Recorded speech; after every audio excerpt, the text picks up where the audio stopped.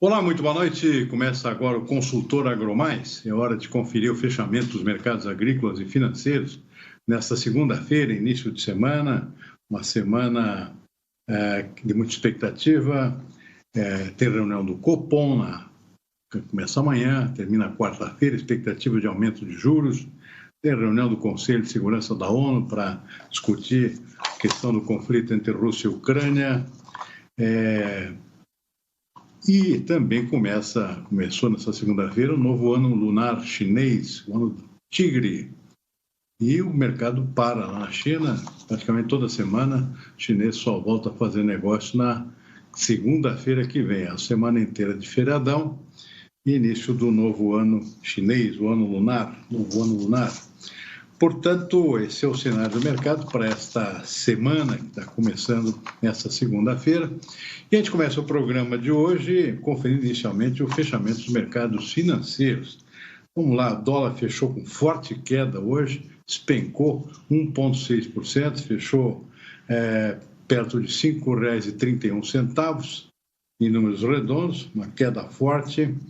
Índice Bovespa na B3 fechou com leve alta, 0,5%, até um pouco menos do que isso, segundo os últimos dados do fechamento.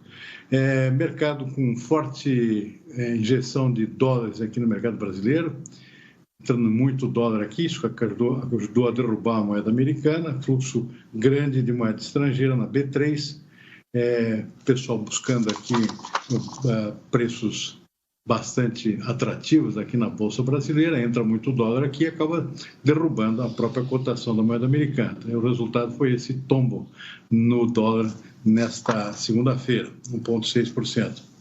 Lá fora, índice Dow Jones na Bolsa de Nova York fechou com alta, 1,2%. O índice DAX na Bolsa de Frankfurt, na Alemanha, fechou com alta também de 1 ponto percentual. Petróleo voltou a subir hoje também, subiu 1,1% no encerramento dos negócios do dia. Foi um dia de muita volatilidade, o fechamento foi em alta, 1,1%, a $89,45 a cotação do barril. Tipo Brent, que é referência para o mercado internacional, inclusive para o nosso aqui, da Petrobras. Mercado de ouro com alta de 0,8%, $1.798 a onça Troy.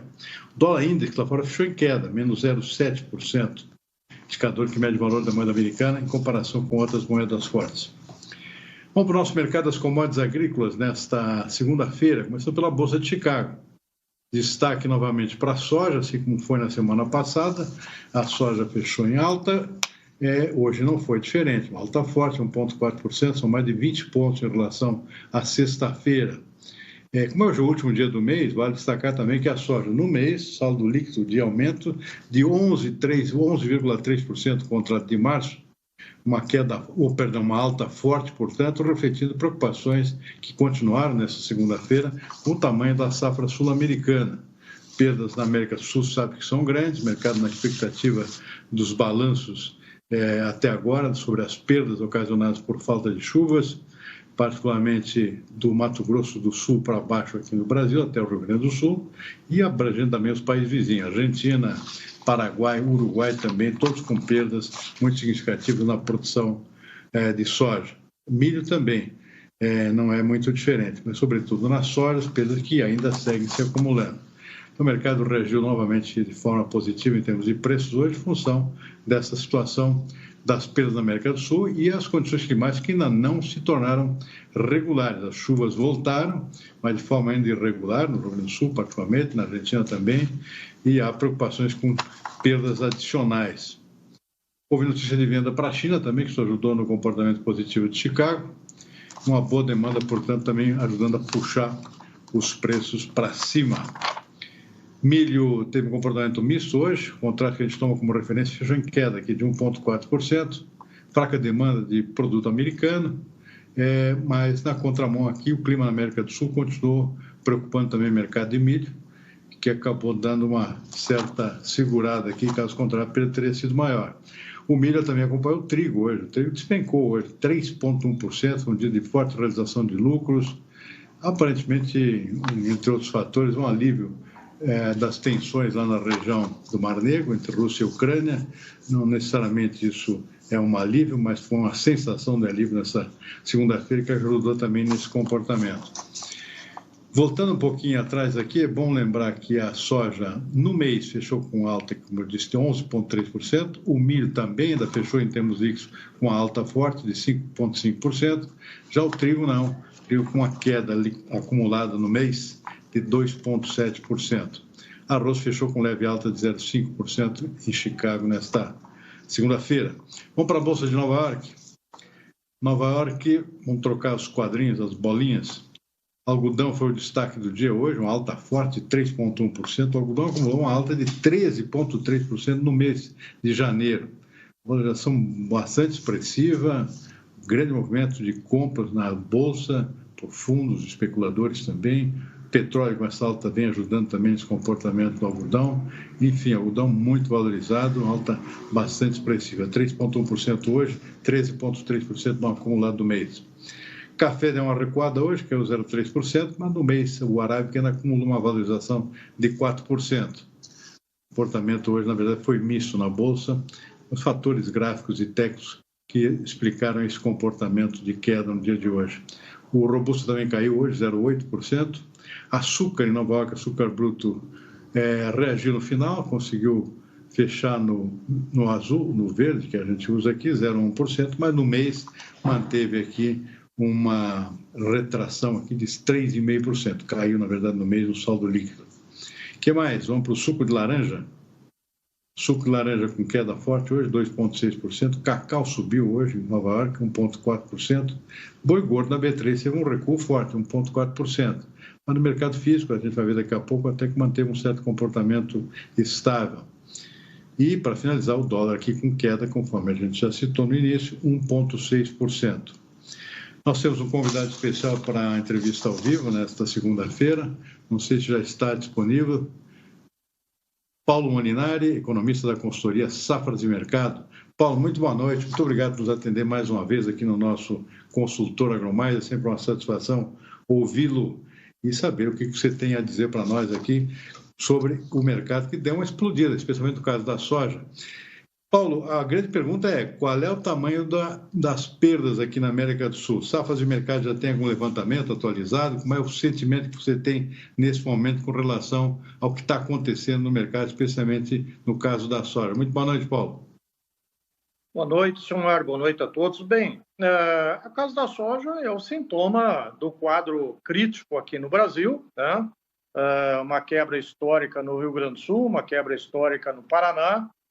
A Argentina já tem uma quebra, mas choveu um pouco melhor nos últimos 10 dias. Aí vamos ver o que parcela da lavoura se salva, que parcela da lavoura se recupera, o que não se recupera, né?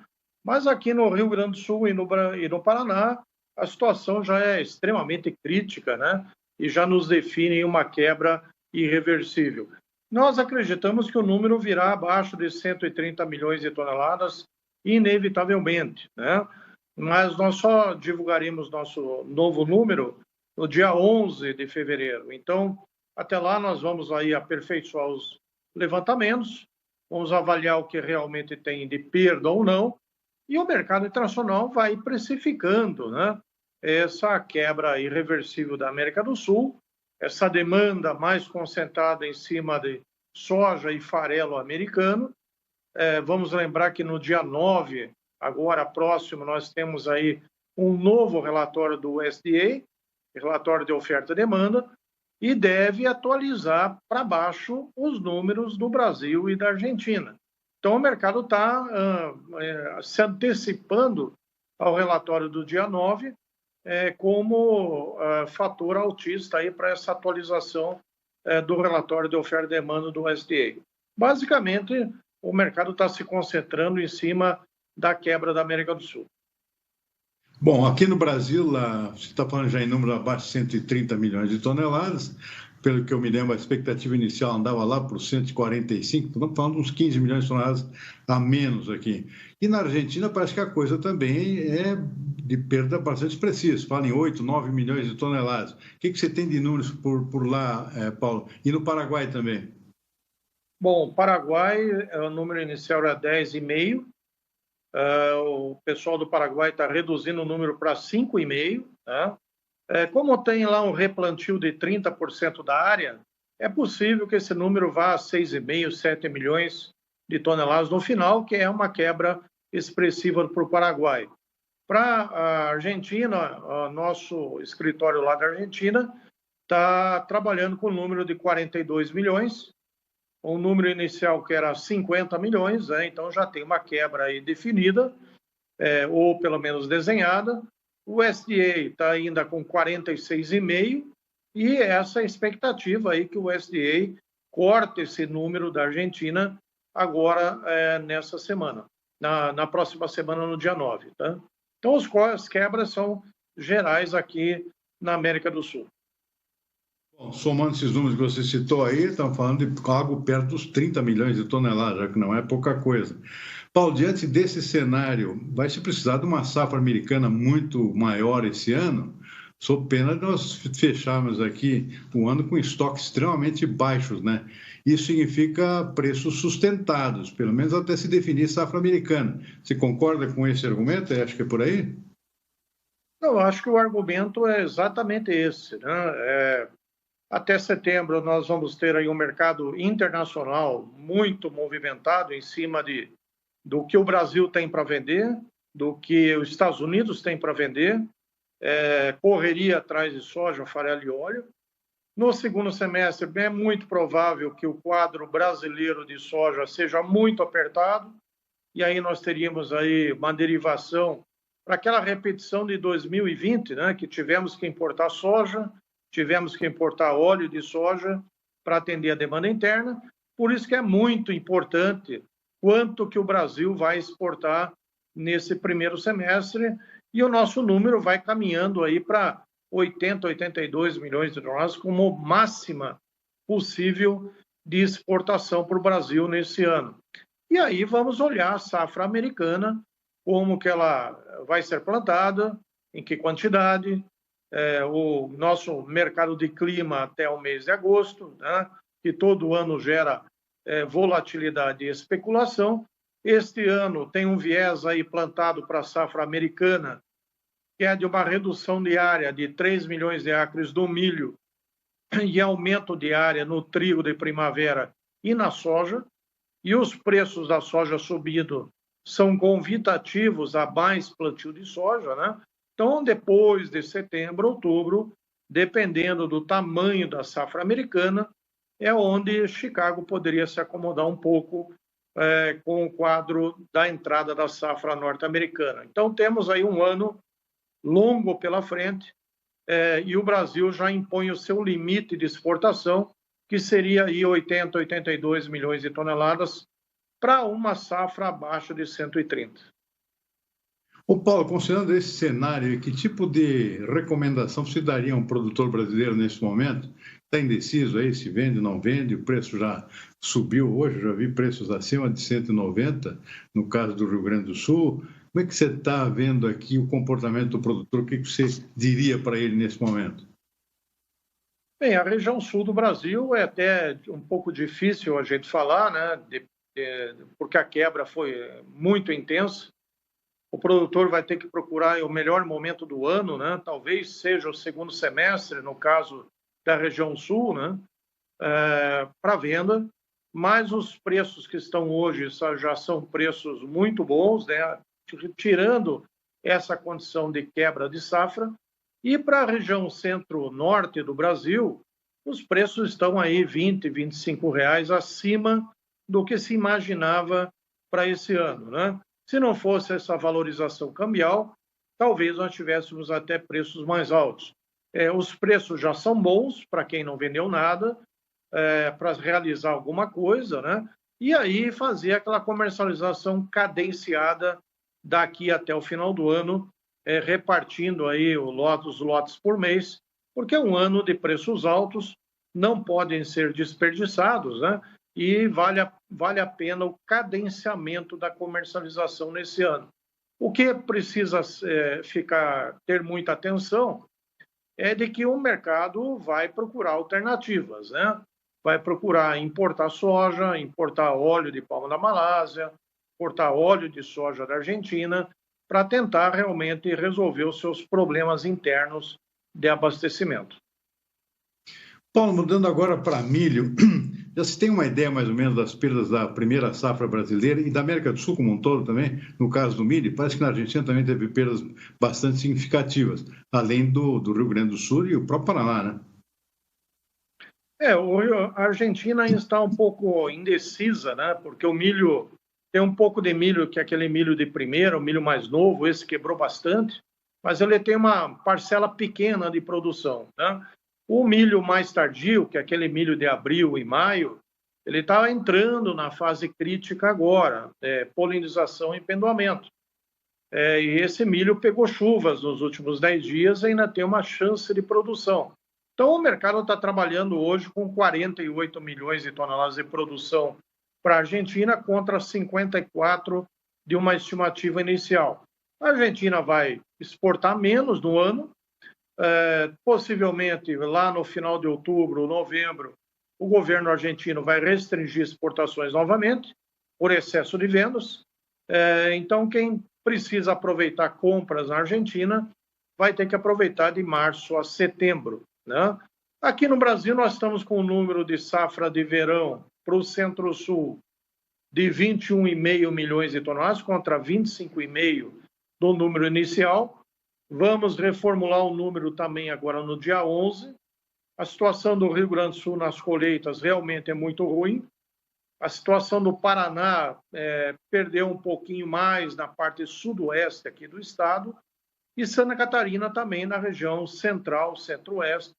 As produtividades não foram nada boas. Então, algum corte na safra de verão nós teremos. Agora, a safrinha tem aí uma ótima janela pela frente. Já estamos avançando muito agressivamente no plantio do Mato Grosso. Choveu muito bem no Paraná nessa última semana. O plantio deve avançar bem essa semana no oeste e no noroeste do Paraná, onde a safra de soja tem uma quebra terrível, né? Então a colheita está sendo feita rapidamente e o plantio da safrinha também será feito rapidamente, assim como o sul do Mato Grosso do Sul. Então acredito que a safrinha, por enquanto, ela tem uma ótima janela pela frente. Choveu bem no Mato Grosso, em Goiás. Isso não compromete as datas de plantio da safrinha, nós estamos apenas terminando janeiro, tem todo o mês de fevereiro para plantar safrinha numa ótima janela, e depois é uma nossa questão de clima pela frente, nosso outono, como é que vai ser, para determinar o tamanho dessa safrinha brasileira, que por enquanto nós estimamos em 80 a 82 milhões de toneladas como potencial de produção. E da mesma forma como a soja, preços bons estimulando o produtor, né? Ou seja, esse primeiro semestre, possivelmente, vamos ter preços bastante aquecidos no caso do milho também, né, Paulo? Por enquanto nós temos aí um primeiro semestre de preços satisfatórios já em praticamente todo o país, né? Desde o Maranhão até o Rio Grande do Sul. Infelizmente, o Rio Grande do Sul e o Paraná vão aproveitar apenas parte da alta devido à quebra, mas aí o São Paulo, Minas Gerais, Goiás, que tem safra de verão, estão aí aproveitando os preços melhores que nós já temos nesse primeiro semestre. Muito bem, está aí o recado de Paulo Molinari, consultor de safras e mercado, economista, especializado nessa área aí de soja e milho. Paulo, a gente fica por aqui, então. Você já deu o seu recado, realmente um preço mercado bastante aquecido, em função de clima, e a gente torce aqui para que essas perdas não continuem a se acumular, especialmente aqui no Brasil, onde a situação é bastante crítica nesse momento, continuando, inclusive, com falta de chuva. Chuvas irregulares continuam ainda em partes do sul do país. Ficamos por aqui, Paulo. Muitíssimo obrigado pela entrevista. Uma boa noite, uma boa semana. Obrigado, Silmar. Boa noite a todos. Obrigado. Bom, vamos em frente com o nosso consultor AgroMais. Hora de dar uma conferida rápida aqui nos nossos indicadores de mercado físico. Olha, a soja só não subiu mais no mercado interno hoje por causa do dólar. O dólar caiu hoje, a gente viu aqui 1,6%, mas Chicago subiu e ficou praticamente tudo mais ou menos estável, mas tivemos algumas altas expressivas, mesmo assim, mesmo com a queda do câmbio. O caso de Passo Fundo, no Rio Grande do Sul, batendo em R$ 195 por saco, uma alta de R$ 4 em relação à sexta-feira. Cascavel, no Paraná, recuou um pouquinho, R$1 para 181. Rondonópolis, Mato Grosso, ficou estável em 170.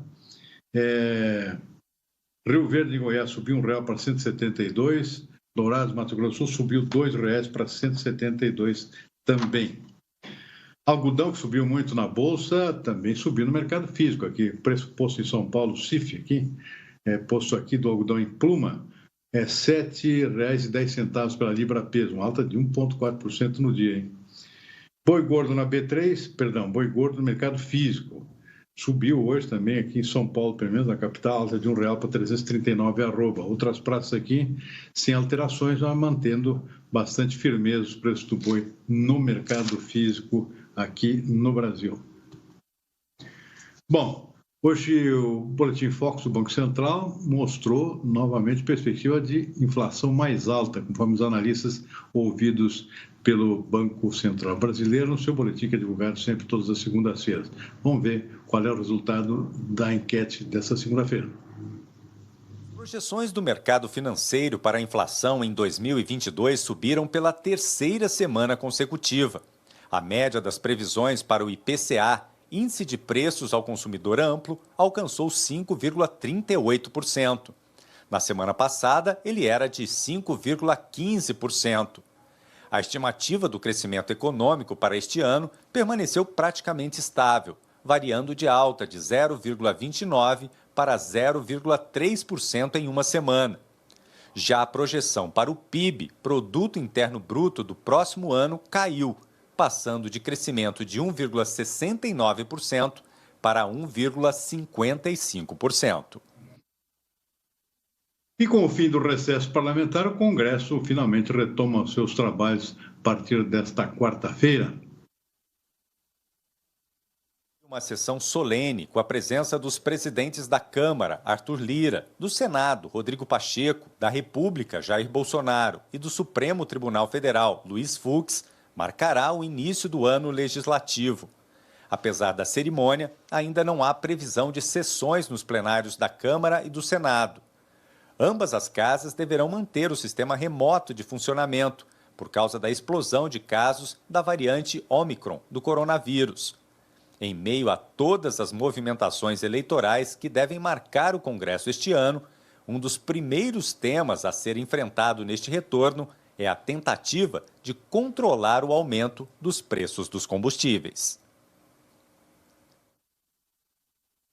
A Administração Geral de Alfândegas da China suspendeu, de forma até surpreendente, a compra de carne de frango de 2 frigoríficos brasileiros. Encarregadas as plantas da São Salvador Alimentos, dona da Super Frango, localizada em Itaberaí, em Goiás, e outra da Belo Alimentos, da marca Frango Belo, em Itaquiraí, no Mato Grosso do Sul. O comunicado da autoridade chinesa, publicado neste domingo, não informa as razões para o embargo. Em nota, a Associação Brasileira de Proteína Animal afirmou que está apoiando o governo brasileiro e as empresas envolvidas nas tratativas para o rápido restabelecimento das habilitações para a China. A ABPA também reafirma os altos padrões de qualidade e sanitários estabelecidos por suas associadas, assim como do sistema de controle sanitário brasileiro. E o Ministério da Agricultura confirmou no fim da tarde de hoje a suspensão das exportações das 2 plantas brasileiras com serviços de inspeção federal. O governo destacou, porém, que a área técnica do Ministério da Agricultura discorda da decisão adotada pela Autoridade Sanitária da China. O mapa afirma que apresentará as informações técnicas necessárias para reverter a suspensão junto à Administração Geral de Alfândegas da China, órgão responsável pela habilitação de estabelecimentos exportadores e que também realiza o controle de mercadorias na aduana. Já a Associação Brasileira de Proteína Animal afirmou que está apoiando o governo brasileiro e as empresas envolvidas para o rápido restabelecimento dos embarques para a China. A BPA reafirmou os altos padrões de qualidade sanitários estabelecidos por suas associadas, assim como no sistema de controle sanitário brasileiro, e que não são esperados impactos significativos para as exportações brasileiras de carne de frango, que contam atualmente com 43 plantas habilitadas para exportar carne de frango para o país asiático. Nós vamos ficando por aqui com o nosso consultor AgroMais desta segunda-feira. Uma boa noite e até amanhã.